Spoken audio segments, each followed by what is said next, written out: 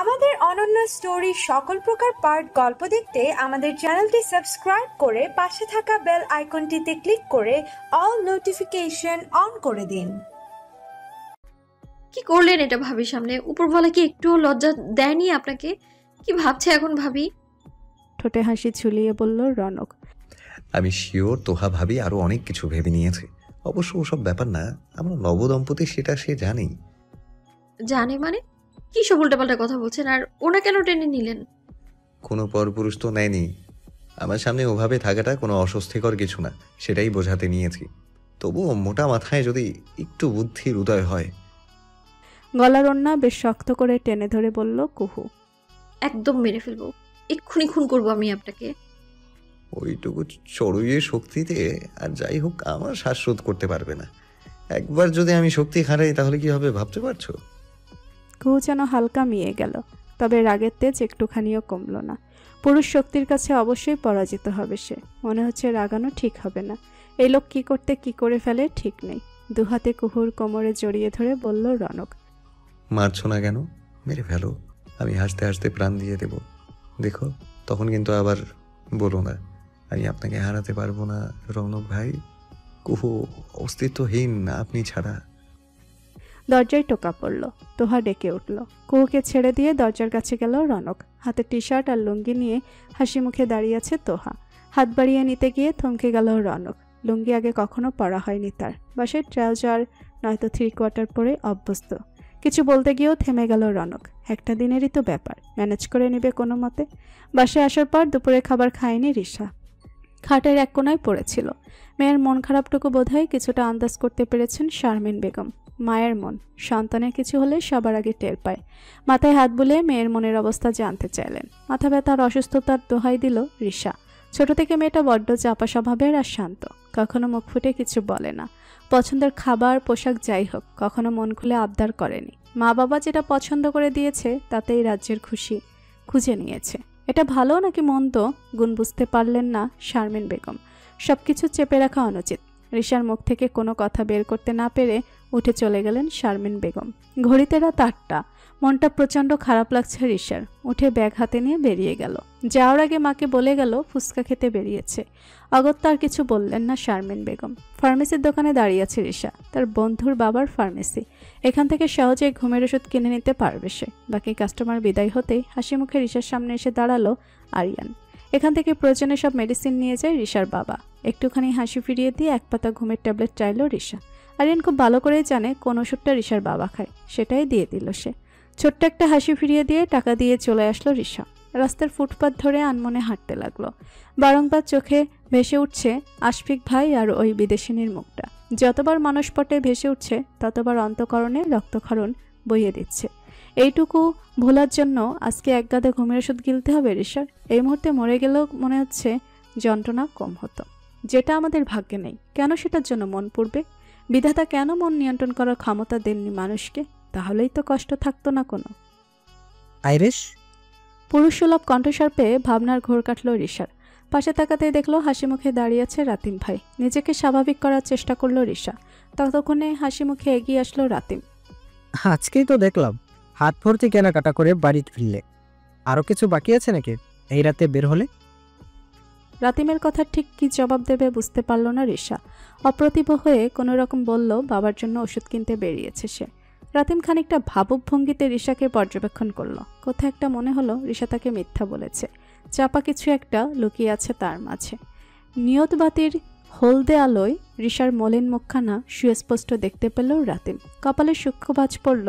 কেন জানি মনে হলো মেয়েটা কেঁদেছে। ভীষণ মন খারাপ তার। কিন্তু কারণ কি? চট করেই রাতিম বলল, আমার মনটা আজ খুব খারাপ আইরিশ। হাইওয়ের সাইডে একটু হাঁটবো, তুমি কি আমার সঙ্গ দিবে? দৃষ্টি তুলে রাতিমের চোখের দিকে তাকালো রিশা। যাওয়ার ইচ্ছে না থাকলেও মুখে সেটা উচ্চারণ করতে পারছে না সে। মন খারাপ ঠিক কতটা অস্থির করে তোলে সেটা রিশার চেয়ে ভালো কেউ জানে না। তার একটুখানি সঙ্গ পেয়ে একটা ছেলের মন ভালো হলে ক্ষতি কি? মাথা কাত করে সায় জানালো সে। মুখে হাসি ফুটল রাতিমের। এক দৌড়ে টং দোকানে ছুট লাগালো সে। 2 কাপ চা অর্ডার করলো। সেদিকে তাকিয়ে ছোট্ট একটা দীর্ঘশ্বাস ফেলল রিশা। সে তো ঠিকই অন্যের মন খারাপের সঙ্গী হতে রাজি হলো। তার মন খারাপের সঙ্গ দিবে কে? রাতিম কয়েক হাত দূরেই দাঁড়িয়ে আছে, দৃষ্টি রিশার উপর। এই রাস্তা দিয়েই প্রায়ই যাতায়াত করে রাতিম। রিশার ব্যালকনির সামনে দাঁড়িয়ে থাকে কোনো কোনো দিন, তবে দেখা মেলে না কখনো। খানিকক্ষণ আগে এই টং দোকানে দাঁড়িয়ে সিগারেট ফুঁকছিল সে। কাকতালীয়ভাবে রিশার সঙ্গে কেমন দেখা হয়ে গেল। এ যে মেঘ না চাইতে বৃষ্টি পাওয়ার মতো অবস্থা। গরম ধোয়া ওঠা চা হাতে রিশার সামনে আসলো রাতিম। বাড়িয়ে ধরলো ওয়ান টাইম কাপ হাতে, তুলে নিয়ে হাঁটা ধরলো রিশা। ভেবেছিল বাড়ি গিয়ে কোনো রকম ঘুমের ওষুধ গিলে শুয়ে পড়বে, অথচ এখানে সে এখন চা খাচ্ছে। চারিদিকে বেশ কোলাহল, ফুটপাত ধরে হাঁটছে অগণিত লোক। ব্যস্ত শহরের পাশাপাশি হেঁটে চলছে দুজন যুগল। একজনের ভেতর পাহাড় সম প্রেম, অপরজনের ভেতর কেবল কষ্ট আর হাহাকার। বেশ অনেকক্ষণ নীরবতায় কাটল। ভিড় ছাড়িয়ে হাইওয়ের রাস্তায় চলে এসেছে দুজন। পাশ ফিরে তাকিয়ে বলল রিশা, তা আপনার মন খারাপ কেন রাতিম ভাই? চা শেষ হতেই কাপটা ছুঁড়ে ফেললো রাতিম। দুহাত পকেটে পুরে নিয়ে তপ্তশ্বাস ফেলে বলল, আসলে মনের উপর আমাদের হাত থাকে না। হুট করে মনটা ভীষণ খারাপ হয়ে গেছে, কারণ বুঝতে পারছি না। মানব জীবন বড়ই উদ্ভট। প্রত্যুত্তরে কোনো জবাব দিল না রিশা। কারণহীন মন খারাপ সম্পর্কে তার কোনো ধারণা নেই। মনে হচ্ছে এখানে অহেতুক সময় নষ্ট না করে বাড়ি চলে যাওয়াই ভালো। আমার কেন জানি মনে হচ্ছে তোমার মন খুব খারাপ আইরিশ। সেটা আমার মতো হুটহাট করা মন খারাপ নয়, অনেক দিনের। রাতিমের কথায় চমকে উঠল রিশা। মুখের আদলে কি কিছু ভেসে উঠল নাকি? যথেষ্ট স্বাভাবিক হয়ে বলল, সম্পূর্ণ ঠিক আছে সে। কথাটা বিশ্বাস হলো না রাতিমের, উল্টো সন্দেহ বাড়ল। আচমকাই কেমন অপ্রতিভ হয়ে গেল রিশা। এ পর্যন্ত রিশার সম্পর্কে যতটুকু জানে, খুবই শান্ত স্বভাবের মেয়ে। দূরে দূরে থাকলেও রিশার সমস্ত খবর রেখেছে রাতিম। এখন জোরালোভাবে রিশার মন খারাপটুকু জিজ্ঞেস করতে পারছে না, সে অধিকারটুকু নেই। আচমকাই ভেতর মরিয়া হয়ে উঠল রাতিমের কৌশল খাটালো সে। একটা কথা কি জানো আইরিশ, মন খারাপ যত নিজের মাঝে চেপে রাখা হয়, ততই সেটা ভয়ঙ্কর রূপ নেয় আর একসময় ডিপ্রেশনে পরিণত হয়। এই যে আমাকে দেখো, যখনই একটু মন খারাপ হয়, আমি তখনই মন ভালো করার উপায় খুঁজতে থাকি। কিসে আমার আনন্দ, শান্তি খোঁজার চেষ্টা করি। এই যে একটু আগে মন খারাপ ছিল, এখন খোলা আকাশের নিচে হাঁটছি, সঙ্গে তোমায় পেলাম সঙ্গী হিসাবে। দেখো, আর একটু মন খারাপ নেই আমার। তেমনই তুমি চাইলে আমাকে মন খারাপের কারণটা শেয়ার করতে পারো। আমার আরেকটা দারুণ পরিচয় আছে, মন ভালো করে দেওয়ার স্পেশালিস্ট। একবার শুধু মন খারাপের কারণটুকু বলো, আমি ভালো করার উপায় বলে দিচ্ছি মেয়ে। কথাটুকু বলেই শার্টের কলার ঝাঁকি একটুখানি ভাব নিল রাতিম। দৃশ্যটা দেখে কেন জানি হেসে ফেলল রিশা। রাতিম ভাইয়ের এই রূপ তার কাছে নব্য। লোকটার কথায় যুক্তি আছে ঠিক, তবে কিছু সমস্যার সমাধান সহজে হয় না। হঠাৎই ক্ষণিকের হাসি মিলিয়ে গেল রিশার। তপ্তশ্বাস ফেলে দূরে চলন্ত গাড়ির দিকে তাকিয়ে বলল সে, মাঝে মধ্যে এমন কিছুর জন্য আমাদের মন খারাপ হয় যেটা কখনো পাওয়া সম্ভব নয়, কল্পনাও করা যায় না। সে জিনিসটা ছাড়া বেঁচে থাকা অর্থহীন মনে হয়, যার কোনো বিকল্প হয় না। তখন কিভাবে মন ভালো করার উপায় খুঁজি? রাতিম আশ্চর্য হয়ে গেল। যে ভয়টা পেয়েছিল তাই হলো। রিশার মনে চলে এসেছে কেউ। হঠাৎই ভেতর অশান্ত হয়ে উঠল তার। ভালোবাসলেও সেটা কখনো প্রকাশ করতে পারেনি রাতিম। বন্ধুত্বের সম্পর্কের মাঝে দেয়াল হয়েছিল। অপেক্ষায় ছিল রাতিম। সোজা রিশার বাড়িতে বিয়ের প্রস্তাব নিয়ে যাবে। সম্মুখে থাকা মেয়েটাকে নিয়ে মনে কত শত স্বপ্ন বুনেছে, সেটা কি সে জানে? এই মুহূর্তে রাতিমের ঠিক কতখানি কষ্ট হচ্ছে সেটা কি উপলব্ধি করতে পারছে আইরিশ? মাথায় বিন্দু বিন্দু ঘাম জমল রাতিমের। কাপাস্বরে কোনো রকম বলল, আমি যদি ভুল না হই, তুমি ব্যক্তিগত জীবনকে ইঙ্গিত করছো। মানে কাউকে ভালোবাসো তুমি? চমকে উঠল রিশা। আনমানা হয়ে এরকম কথা বলে ফেলা মোটে উচিত হয়নি তার। রাতিম হচ্ছে রনক ভাইয়ের বন্ধু, এত কথা বলা শোভা পায় না। বার কয়েক চোখের পাতার ঝাপটা নিয়ে কাপটা ছুঁড়ে ফেলল রিশা। পরক্ষণে বাড়িতে যাওয়ার জন্য তাড়া দিল।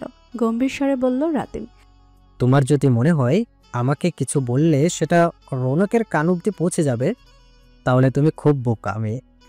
যাকে পাওনি বলে জীবনে অর্থহীন মনে হচ্ছে, একবার ভাবো তার কাছে তোমার মূল্য ঠিক কতখানি। কেন নিজেকে তুচ্ছ করে ভাবছো? সব কিছুর অবশ্যই বিকল্প হয়। হতে পারে কেউ তোমাকে অবহেলা করছে, আবার সেই তোমাকে অন্য কেউ মন প্রাণ উজাড় করে ভালোবাসছে। জীবন কারোর জন্য থেমে থাকে না মেয়ে। ভালো থাকা, খুশি আর আনন্দের পথ নিজেকে খুঁজে নিতে হয়। যে তোমাকে মূল্য দিবে, অবশ্যই সেখানে সবই পাবে তুমি। শুধু মনের চোখ দিয়ে খুঁজতে হয়। নিশ্চুপ হয়ে রাতিমের কথা শুনল রিশা। স্কুল কলেজে পড়াকালীন কত শত ছেলে প্রেম নিবেদন পেয়েছে, কোথাও তো মন বসেনি। অবদ্ধ বেহায়া মনটা কৈশোরে থেকেই একজনের জন্যই গুমড়ে মরছে, যার কাছে রিশার ভালোবাসার কোনো মূল্যই নেই। রিশার আধার মুখে তাকিয়ে বলল রাতিম, প্রশ্নের উত্তরটা পেলাম না। তুমি কি কাউকে ভালোবাসো আইরিশ? আমাকে নির্দ্বিধায় বলতে পারো, হতে পারে এতে তোমার লাভই হলো। রিশা নিশ্চুপ দাঁড়িয়ে আছে, রাতিম রুদ্ধশ্বাসে চাতকের মতো তাকিয়ে আছে। বুকে প্রলয়ঙ্কারী ঝড় বইছে। কি উত্তর দেবে আইরিশ? মস্তিষ্ক এলোমেলো লাগছে রিশার। ভাবনাগুলো তাল কেটে গেল। অস্বস্তি এক ভাব জেকে বসল তনুময় জোরে। প্রলম্বিত শ্বাস নিয়ে চোখ বুজে বলল সে, না, কাউকে ভালোবাসি না আমি। এই প্রথম বোধহয় লুঙ্গি পরা অবস্থায় রনক ভাইকে দেখল কুহু। হাসি চেপে রাখতে হিমশিম খেতে হচ্ছে তাকে, সামলিয়ে দারুণভাবে। আর চোখে কুহুকে খেয়াল করছিল রনক। মেয়েটা দিব্যি মজা নিচ্ছে, এক্ষুনি খুশি বের করে দিবে। খানিক কেসে গলা পরিষ্কার করে বলল রনক, আজকে তো তোমার পায়ে ব্যথা, খাটেই ঘুমাতে হবে। আমার কিন্তু মেঝেতে শুয়ে অভ্যাস নেই একদম। এখন তো দুশ্চিন্তা হচ্ছে রাতে তোমাকে সামলাবো নাকি এই লুঙ্গি। রনকের কথা শুনে মুখ চুপসে গেল কুহুর। মিটিমিটি হাসছে রনক। আমতা আমতা করে বলল কুহু, আমি মায়ের রুমে ঘুমাবো আজকে। এমনিতেও আজকে আপনার প্রাইভেসি প্রয়োজন আছে। এই পা নিয়ে হেঁটে যেতে পারবে? সেই তো আমাকেই কোলে তুলে নিয়ে যেতে হবে। তুমি আমাকে নির্লজ্জ বানিয়ে ছাড়ছো, আবার উল্টো আমাকেই রাগ দেখাচ্ছ। আমার কোনো ইচ্ছে ছিল না ওসব আটার বস্তা তোলার। রনকের এই খোঁচানো কথা ভালো লাগে না কুহুর। বরাবরের মতো রাগ ধরায়। পায়ের অবস্থা বেগতিক না হলে এক্ষুনি এখান থেকে চলে যেত। তোহা খানিকক্ষণ আগে হার্টব্রেক দিয়ে গেছে। পায়ের অবস্থা খুবই নাজুক, গোড়ালি ফুলে গেছে একদম। কেমন এক চিনচিনে ব্যথা অনুভব হচ্ছে। তোহা আসলো রাতের খাবারের জন্য ডাকতে। ফুয়াদ অপেক্ষা করছে রনকের জন্য। কুহুর খাবারটা হাতে করে রুমেই নিয়ে আসলো তোহা। অগত্যা আর কিছু বলল না রনক, ডাইনিংয়ে চলে গেল। হাত ধুয়ে এসে কুহুর মুখোমুখি বসে ভাত মাখাতে থাকলো তোহা। একটু খেতে ইচ্ছে করছে না কুহুর, মাথা বড্ড ভার হয়ে আছে, চোখও জ্বালা করছে। রাগ দেখিয়ে জোরপূর্বক কয়েক লোকমা ভাত খেয়ে দিল তোহা। বারণ করতে পারেনি কুহু। পায়ে কি করে ব্যথা পেল জিজ্ঞেস করলো তোহা। আচমকা খাওয়ার মাঝে কেসে উঠল কুহু। মাথার তালু জ্বলে উঠল। গুছিয়ে মিথ্যে বলতে অভ্যস্ত নয় কুহু। কাশি লাগাতার হতে লাগলো। পাশ থেকে পানির গ্লাস এগিয়ে দিল তোহা। মেয়েটার চলাফেরা বড্ড অগোছালো, এই জন্যই এমন ব্যথা পেয়ে বসে আছে। কুহুর কাশির শব্দে ছুটে আসলো রনক। কেমন বিচলিত লাগছে তাকে। তোহা হতবাক হয়ে তাকিয়েছে। এগিয়ে এসে বাহাত কুহুর মাথায় বুলিয়ে যাচ্ছে রনক। তোহা বিস্ময়ে কথা বলতে পারল না। তাকিয়ে রইল রনকের এঁটো হাতে। একটা ছেলে ঠিক কতখানি ভালোবাসলে তার আচরণে সেটা প্রকাশ পায়। তোহার সামনে রনকের আচরণ কিছুটা লজ্জায় ফেলে দিল কুহুকে। খুক খুক করে আরো কয়েকবার কাশল সে। আমি তো এখানে আছি রৌনক, খাবার রেখে চলে আসতে হবে তোমাকে। আমি বুঝি খেয়াল রাখতে পারবো না, নাকি ভরসা করো না? কোনটা? যাও, খাবার শেষ করে এসো। শান্ত গলায় কেবল বলল রনক। খাওয়া শেষ। পাল্টার কিছু বলল না তোহা। এটো বাসন কোসন নিয়ে চলে গেল। হাত ধুয়ে এগিয়ে আসলো রনক। কুহুর সর্বমুখে যেন রক্ত জমে আছে। বিষম ভালোই খেয়েছে। হুট করেই কুহুর পায়ের দিকে দৃষ্টি থমকে গেল রনকের। অনেকটা ফুলে গেছে, রগ ভেসে আছে, অথচ এতক্ষণ সে খেয়ালই করেনি। আলতো হাতে পায়ে স্পর্শ করতে মৃদু আর্তনাদ করে উঠল কুহু। ব্যথাটা মনে হচ্ছে অসহনীয় পর্যায়ে চলে যাচ্ছে। কুহুর দিকে তাকিয়ে শুধালো রনক, ব্যথা করছে বেশি? এতখানি ফুলে গেছে, নির্বোধের মতো চুপ করে বসে আছো কেন? রোবট তুমি? কিছুটা রেগেই কথাগুলো বলল রনক। ব্যথার কারণে কিছু বলতে পারল না কুহু। ধীরে ধীরে পুরো পায়ে ছড়িয়ে যাচ্ছে ব্যথা। করুণ চোখে রনকের পানে তাকালো সে। কাল বিলম্ব না করে কুহুকে কোলে তুলে নিল রনক। বেরিয়ে গেল ঘর থেকে কাপাস্বরে। কোনো রকম জিজ্ঞেস করলো কুহু কোথায় নিয়ে যাচ্ছে তাকে। কোনো রকমের জবাব দিল না রনক। বাসার ঘরে আফসানা বেগম আর ফুয়াদ বসে আছে। তোহা রুমে গেছে ছেলেকে ঘুম পাড়ানোর জন্য। আচমকা বসা থেকে দাঁড়িয়ে গেল ফুয়াদ। ঘাড় ঘুরিয়ে তাকালেন আফসানা বেগম। রনক জানালো কুহুকে ডাক্তারের কাছে নিয়ে যাচ্ছে, পায়ের ব্যথা কমেনি। আফসানা বেগম বিচলিত হয়ে গেলেন। এতখানি চোট পাওয়ার কথা তো তিনি শোনেননি, যার জন্য হসপিটাল যাওয়ার প্রয়োজন পড়ে গেল। এগিয়ে আসতে গিয়েও থমকে গেলেন তিনি। ফুয়াদ সঙ্গে যেতে চাইলে রনক জানালো সে একাই নিয়ে যেতে পারবে। কুহু বরফের মতো রনকের বুকে লেগে রইল। লজ্জা, ব্যথা, অস্বস্তি মিলেমিশে এক অদ্ভুত অনুভূতি হচ্ছে তার। ইচ্ছে করছে এক্ষুনি মাটির তলায় চলে যাক। দৃষ্টি তুলে তাকাতে পারল না। পাটা একবার সেরে যাক, এই সব কিছুর হিসেব কড়াই ঘন্টায় নিবে কুহু। রুমে জ্বলছে গাঢ় সবুজ রঙা ডিম লাইট। বিছানায় শটান হয়ে শুয়ে আছে রিশা। উপরে সিলিং ফ্যানের দিকে তাকিয়ে আছে এক দৃষ্টিতে। রাতিম ভাইয়ের কথাগুলো ভীষণ ভাবাচ্ছে তাকে। সত্যিই তো, কেন নিজের ক্ষতি করবেও? আশফিক ভাই তো জানেই না রিশার অনুভূতি। আর ক্ষণিকের এই আবেগটুকুর জন্য পরিবারের ভালোবাসা, নিজের স্বপ্নটা কে কি করে বিসর্জন দেওয়ার কথা ভাবল সে। তবে একটা বিষয়ে রিশা নিশ্চিত, রাতিম ভাই টের পেয়ে গেছে তার মনের অবস্থা। বাড়ি ফিরিয়ে দিয়ে যাওয়ার সময়ও বারবার বোঝাতে চেষ্টা করছিল কেমন। এতটা দূরের হয়েও লোকটা এক নিমিষে বুঝে নিয়েছে রিশার মন খারাপটুকু। অথচ কিছু কাছের মানুষকে আমরা চিৎকার করে বলেও মনের অবস্থা বোঝাতে সক্ষম হই না। বাসায় ফিরে ঘুমের ট্যাবলেটের পাতাটা বাবার ওষুধের বক্সে সযত্নে রেখে এসেছে রিশা। এইটুকুতে হেরে গেলে চলবে না। জীবন চলার পথ এখনও অনেকটা বাকি। নিজের স্বপ্ন পূরণ করতে হলেও তাকে হাসি মুখে বাঁচতে হবে। পরিবারের কথা তাকে ভাবতে হবে। কিছু জিনিস নিয়তিতে থাকে না, সেটা মেনে নিতে পারলেই জীবন সুন্দর। আশফিক ছিল না রিশার ভাগ্যে। সে ভালো থাকুক, নিজের মানুষটাকে নিয়ে, এটাই চাই রিশা। কতটুকু ভাবতে ভাবতে চোখের কোণা বেয়ে জল গড়িয়ে পড়ল। চোখ বুজে প্রলম্বিত শ্বাস নিল রিশা। কখনো কখনো ভীষণ কষ্ট হলেও মনকে মানাতে হয়। রাতিম ভাইয়ের কথাগুলো যুক্তিযুক্ত ছিল, তাই হয়তো নিজেকে বোঝাবার সাহস পেয়েছে আজ। কাঁধ হয়ে শুয়ে জানালার বাইরে দৃষ্টি রাখল সে। আকাশ আজ তারায় তারায় জলমাল হয়ে আছে। অর্ধ 4টার দিকে তাকিয়ে তপ্ত শ্বাস ফেলল রিশা। মন বুঝি ঈষৎ হালকা হয়েছে। কুহুর পায়ের এক্সরে করানো হয়েছে। বেকায়দায় পা মচকে গেলে অনেক সময় হাড় ভেঙে বা টিস্যু ছিঁড়ে গিয়ে পা ফুলে যায়। ডাক্তার জানিয়েছে কুহুর তেমন ক্ষতি হয়নি। আঘাতপ্রাপ্ত স্থানে রক্ত চলাচল বেড়ে যায়, তাই ফুলে ওঠে। সেখানে ঠান্ডা সেক দিলে ব্যথা দ্রুত থেমে যায়। গরম সেক দেওয়ার ফলে কুহুর পায়ের ব্যথা উল্টো বেড়েছে। 2 দিন বেড রেস্টে থাকলে ঠিক হয়ে যাবে। নার্স বেশ যত্ন নিয়ে ক্রেপ ব্যান্ডেজ বেঁধে দিল কুহুর পায়ে। পুরোটা সময় রনক খুব বিচলিত ছিল। রিপোর্টের জন্য এদিক সেদিক ছোটাছুটি করছিল। সবটাই দূর থেকে হুইল চেয়ারে বসে লক্ষ্য করছিল কুহু। নার্সরা ফিসফিস করে বলাবলি করছিল বউ পাগল ছেলে। কথাটা স্পষ্ট শুনেছে কুহু। কেন জানি কথাটা ভীষণ ভালো লেগেছে তার। হুইল চেয়ারে বসানোর সময়ও কুহুর পায়ের কাছে বসে রনক বারবার জিজ্ঞেস করে যাচ্ছিল কষ্ট হচ্ছে কিনা। মাথা ঝাঁকিয়ে না বলেছে কুহু। তবুও সন্তুষ্ট হতে পারেনি লোকটা। নার্সদের সামনে বলেই বসেছে কোলে করে হাঁটতে তার কোনো সমস্যা হবে না। নার্সদের চেহারাটা তখন দেখার মতো হয়েছিল। কুহু যেন কোণঠায় জড়সড় হয়ে যাচ্ছিল ক্রমেই। এতক্ষণ যাবৎ সর্বমুখ জুড়ে চিন্তার ছাপ থাকলেও এখন অনেকটা শান্ত লাগছে রনককে। হাসি মুখে কুহুর কাছাকাছি এগিয়ে আসলো সে। এক্ষুনি বিল পরিশোধ করে চলে যাব আমরা। কথাটুকু বলেই পকেটে হাত রাখতে গেল রনক। তক্ষুনি খেয়াল হলো লুঙ্গি পরে আছে সে। বড়সড় এক ধাক্কা খেলো যেন। এতক্ষণ মাথাতেই ছিল না এই কথা। যাক, লুঙ্গি যে এতক্ষণ অক্ষত ছিল এটাই বেশি। কুহুর দিকে তাকিয়ে বলল, আমি এই লুঙ্গি পরেই বেরিয়ে এসেছি। একবারও বলবে না আমাকে? সব তোমার জন্য হয়েছে। ওয়ালেট, ফোন কিছুই তো আনিনি। বোকার মতো কিছুক্ষণ তাকিয়ে থেকে বলল কুহু, বাকি আমি ভেঙেছিলাম। নিজে অপরাধ করেছেন তাই হসপিটালে নিয়ে এসেছেন, নয়তো আসতেন নাকি? দোষ করবেন নিজে, ভুলও করবেন নিজে, আর দোষারোপ করবেন আরেকজনকে। কেমন বিচার? পাল্টা আর কিছু বলল না রনক। কুহুকে বসিয়ে রেখে বেরিয়ে গেল বাড়ির উদ্দেশ্যে। কুহু হতভম্ব হয়ে তাকিয়ে রইল। রনক ভাইয়ের চোখে মুখে স্পষ্ট বিরক্তি প্রকাশ পাচ্ছিল যেন। এই লোককে বোঝা সত্যিই মুশকিল। এতক্ষণ কেবল দায়িত্বের কারণেই কুহুকে নিয়ে এভাবে ছুটেছে, অথচ বোকা কুহু কত কিছু ভেবে বসে আছে। সকালের নাস্তা তৈরিতে ব্যস্ত শারমিন বেগম।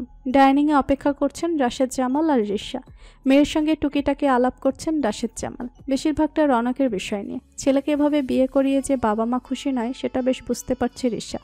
আগে প্রায়ই এই বিষয়টা নিয়ে ভীত থাকতো সে। রনক কিভাবে সামলিয়ে নেবে পরিবারকে, অথচ কত সহজে তাদের বিয়েটা হয়ে গেল একদম অবাস্তব, অকল্পনীয়ভাবে। তবুও রিশার কোথাও একটা সন্দেহ কাজ করে। এর পেছনে রনকের হাত নেই তো? নয়তো বিয়ের দিনই কেন বর উপস্থিত হবে না? ভাইয়া কি আবার ছেলেটাকে গুম করে দিল? কুহুর জন্য সে সবই করতে পারে, এতে সন্দেহ নেই। যদি এমন কিছু হয় তাহলে খুব খারাপ হয়ে যাবে। ভালোবাসা এভাবে জয়ের পক্ষে নয় রিশা। সুযোগ পেলে অবশ্যই রনককে জিজ্ঞেস করবে সে। টেবিলের উপর গরম গরম পরোটা আর আলু ভাজি রাখলেন শারমিন বেগম। অর্ধবয়সী নারীর কপাল চুইয়ে পড়ছে ঘাম। পাশের চেয়ারে বসলেন তিনি। মায়ের ক্লান্ত মুখের দিকে তাকিয়ে পরোটার প্লেট টেনে নিল রিশা, বাবার পাতে তুলে দিল। আজকে ঘুম থেকে জাগতে একটু দেরি হয়ে গেছে তার। সকাল সকাল উঠলে হয়তো মাকে সাহায্য করতে পারত। অবশ্য শারমিন বেগম কোনো কাজে হাত দিতে দেন না মেয়েকে। পরোটা ছিঁড়ে খানিকটা মুখে পুড়ে বললেন রাশেদ জামাল, ছেলের বউ তো এসেই গেছে, এখন আর কোনো কষ্ট করতে হবে না তোমাকে। কিছুটা দায়িত্ব কুহুকে বুঝিয়ে দিও। স্বামীর কথার প্রত্যুত্তর কিছু বলল না শারমিন বেগম। মনে শান্তি আনন্দ থাকলে খুশি মনেই তিনি সংসারের ভার ছেলের বউয়ের হাতে অর্পণ করতেন। কেন জানি কুহুকে তিনি পুত্রবধূর স্থানে ভাবতেই পারেন না। রনক যদি সবটা মানতে পারে তাহলে এখানে আর বলার কিছু থাকে না, শোভা পায় না।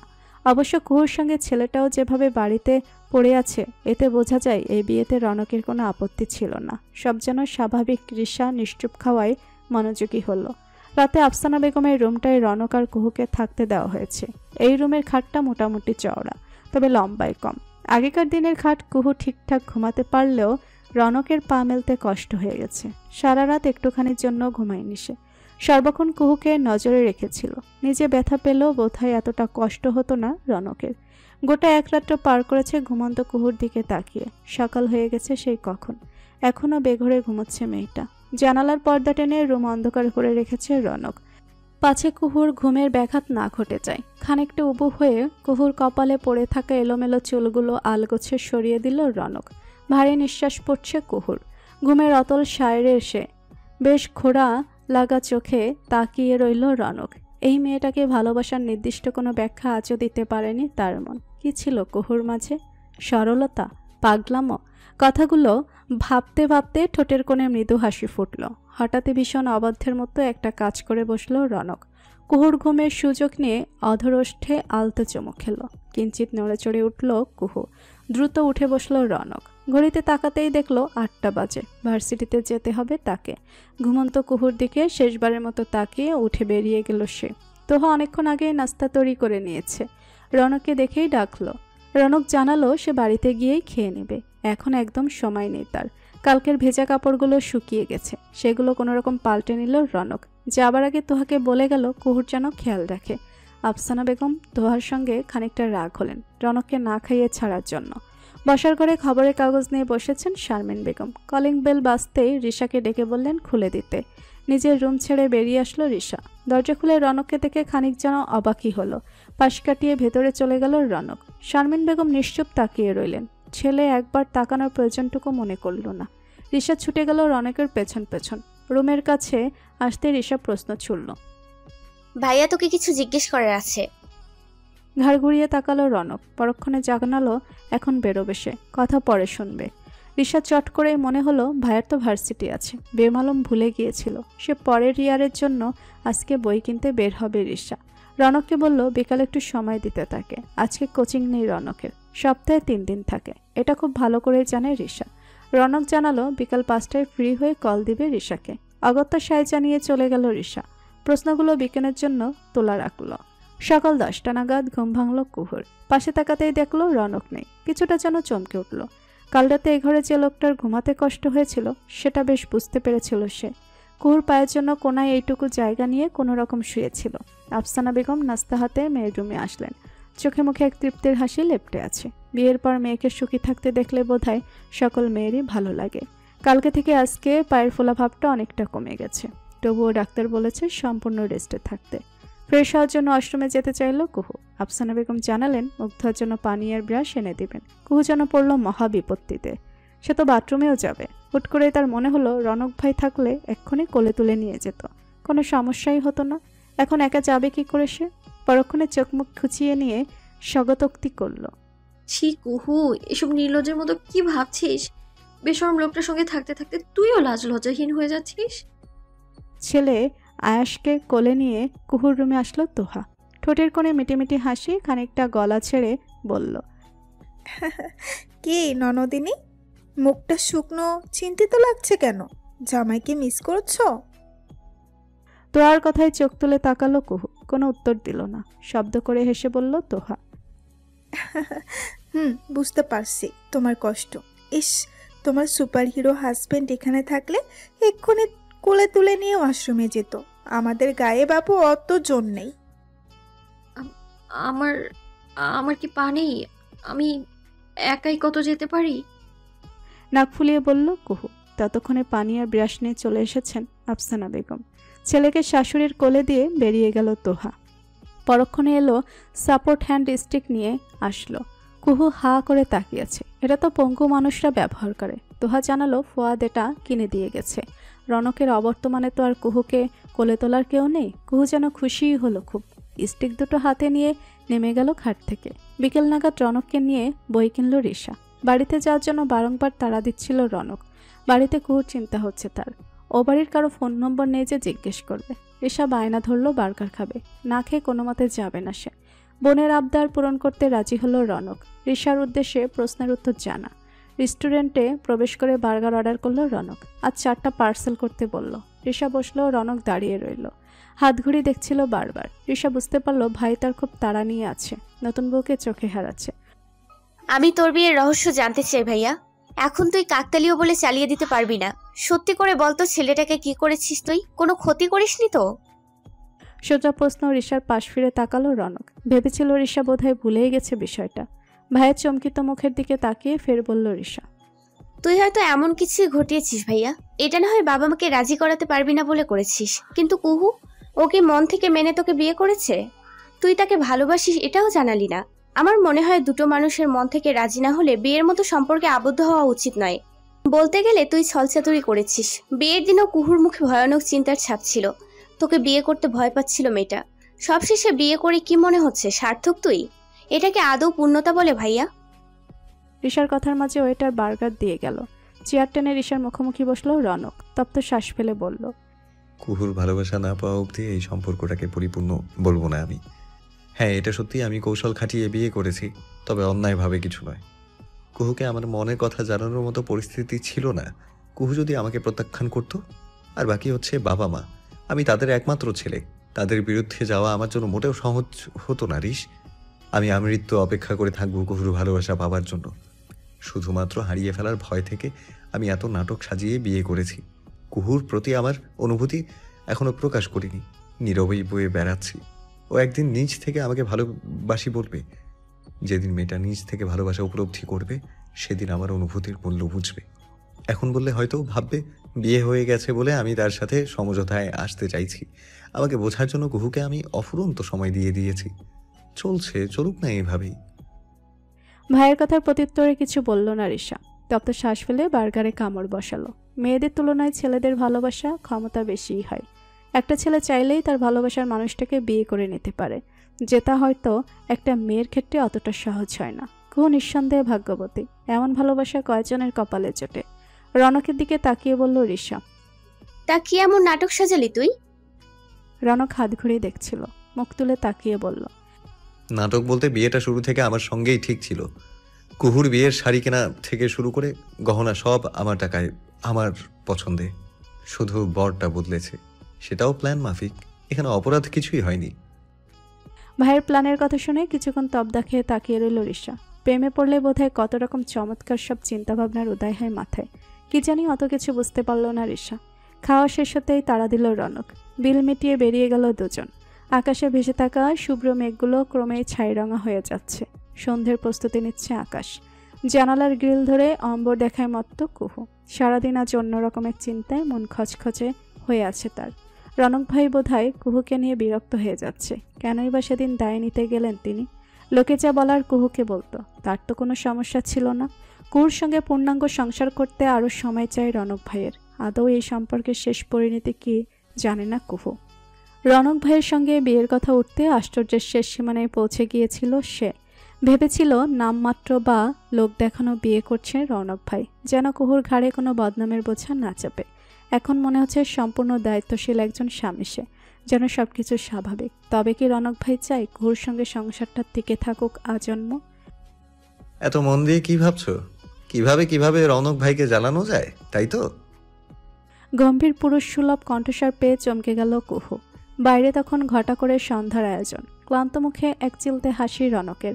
হাতে একটা ব্যাগ, বোঝা যাচ্ছে এতে খাবার হবে হয়তো। ততক্ষণে প্যাকেট থেকে অনেক রকম চকলেট, চিপস, স্ন্যাক্স বের করলো রনক। কুহু গম্ভীর মগ্ন হয়ে দেখছিল বলিষ্ঠদেহী পুরুষকে। অবশেষে কী সব মানিয়ে নেওয়ারই প্রচেষ্টা চালাচ্ছেন রনক ভাই। এভাবে টিকে সম্পর্ক? নিখুঁতভাবে অভিনয় করাও তো সম্ভব নয়। রনক এগিয়ে এসে কুহুর পায়ের সামনে বসল। আলতো হাতে নিজের কোলে টেনে নিল আঘাতযুক্ত পাটা। বার কয়েক চোখের পাতার ঝাপটে নিয়ে অপ্রতিভ হলো কুহু। ঈষৎ লজ্জাভাব চেকে ধরল তাকে। ব্যথাযুক্ত স্থানে আঙ্গুল চালাচ্ছে রনক। দৃষ্টি করুণ, মুখের আদল বলছে যেন আঘাতটা সে পেয়েছে। আমতা আমতা করে বলল কুহু, আপনি তো মাত্র ফিরলেন, ফ্রেশ হয়ে নিন। আমি ভাবিকে বলছি খাবার দিতে। দৃষ্টি তুলে তাকিয়ে বলল রনক, লাগবে না, বাড়ি চলে যাব। তোমাকে সঙ্গে নিয়ে যেতে এসেছি। এখানে দুজনের থাকতে কষ্ট হয়ে যায়। রনকের কথায় অবাক হয়ে তাকালো কুহু। এই ভাঙ্গা পা নিয়ে যাবে কি করে? এখানে তো তোহা ভাবেই দেখাশোনা করে, ওখানে গেলে রিশার কষ্ট হয়ে যাবে। রনককে চলে যাবার কথাও বলতে পারল না কুহু। মাথা নিচু করে মিনমিন করে জানালো, পা ভালো হওয়ার আগ অব্দি এখানেই থাকবে সে। রনকও নাছোড়বান্দা, আগামীকাল তার ছুটি, সম্পূর্ণ সময়টা সে কুহুর জন্য বরাদ্দ করে দেবে। তাছাড়া বারবার এভাবে শ্বশুরবাড়ি চলে আসাটা নিজের কাছেই দৃষ্টিকটু আর লজ্জাকর লাগছে। বাড়িতেও হয়তো বাবা মা কত কিছু ভাবছে। কুহু পাল্টা আর কিছু বলল না, কেন জানি বলতে পারল না।